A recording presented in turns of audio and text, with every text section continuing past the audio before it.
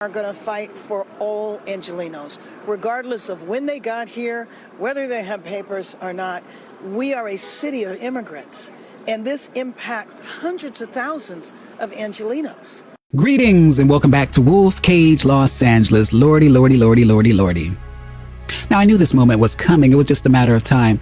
The real battle in California has commenced, especially right here in Los Angeles. And let's not sugarcoat this. The real issue at hand, of course, is illegal immigration.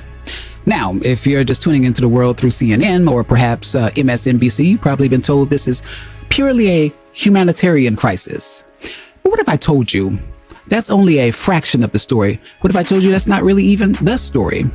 What if this situation, as tragic and chaotic as it may appear on the surface, is actually being used as a political weapon? Let's even go deeper.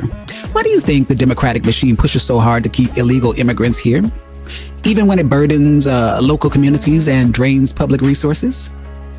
Could it be compassion? No, it's strategy. You see, illegal immigrants, while unable to vote legally, still reshape the political map. They boost population counts in deep blue areas, and Democrats lock in more congressional seats and more federal funding. And let's not forget, these populations often rely heavily on government-funded programs championed by who? The left. The result? A self-reinforcing cycle of dependency that keeps Democrats in power. It's not about heart, no. It's about holding the throne. You know what? Here's another angle they'll never show you on MSNBC or CNN or any of those places. Money. There are entire industries, yes, industries built around illegal immigration. There's nonprofits, there's shelters, there's legal aid firms, there's housing contractors. They all get paid, and guess who's footing the bill? Guess who? Any guesses? You, the taxpayer. Millions are funded into these pipelines under the guise of humanitarian aid. It's a business model, and the media, they're not just failing to ask tough questions about this. Nah, they're part of the machine. They'll sell you a sob story, get you emotional, while turning a blind eye to the corruption driving it.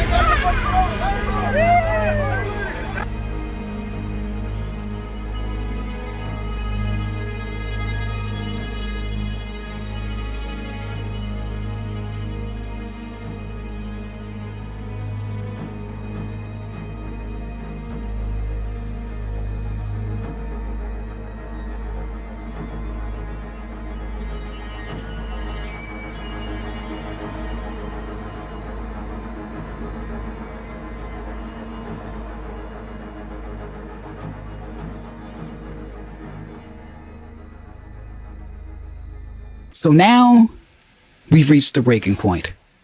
Here in Los Angeles, Karen Bass, Gavin Newsom are sitting back, arms folded, watching the city collapse under its own weight. And it's not just crumbling, it's burning all over people who are not here legally. The system is beyond overwhelmed, yet the priority seems to be keeping the border wide open and the back door unlocked. Where's the outrage for that? Where are the protests for the rising crime, the street robberies, the broken schools, the fentanyl epidemic? It's like crickets. But for people who aren't even citizens, suddenly it's all hands on deck. Even the LAPD being told to stand back. Let's be real. This city is suffering. We've got theft. We've got homelessness. We've got fraud. We've got drug dens, decay in broad daylight. No one's marching for that. There's no rallies. No rallies for single moms who can't afford groceries. There's no outrage for small businesses that got looted and never came back. There's no candlelight vigils for the kids stuck in overcrowded, underfunded public schools. But you let one policy shift threaten the status of illegal aliens. Or you can call them illegal migrants if you like. And suddenly the streets explode. Is this justice? Or is it just manipulation?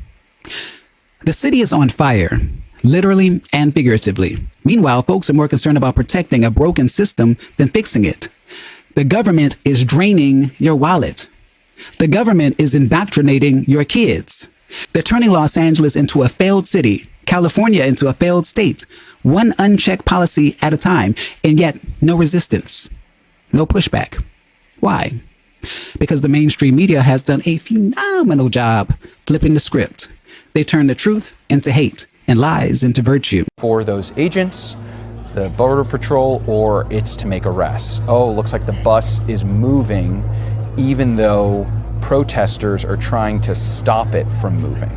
So we don't know if this is reinforcements, if this is to help with arrests, or to get those agents out of there. But this situation continues to just unravel here in Paramount right now. We're bringing you live pictures. This is Josh Haskell with ABC 7 Eyewitness News of protesters literally trying to stop this bus with their own hands. And the bus is slowly creeping up, and it does not appear that this bus is full of I don't know who is on this bus. I don't know if anyone is on this bus, but they are kind of trying to creep forward.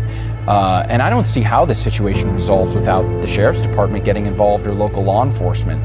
It really does feel as though if these are reinforcements or for arrests, they're going to have a difficult time getting to those Custom and Border Patrol.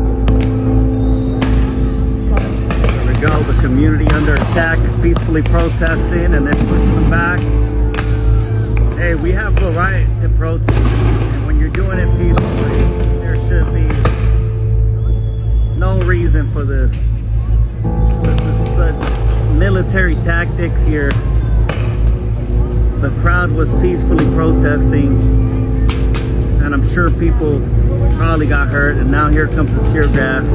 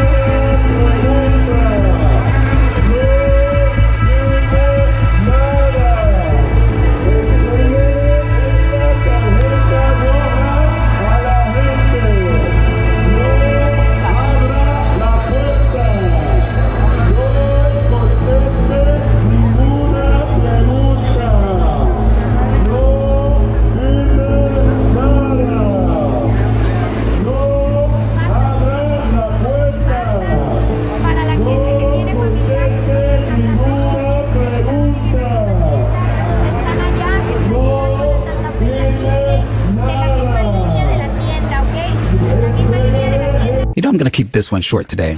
Not because there's nothing to say, but because this story is just getting started. There's a whole lot more coming in the days ahead, I know.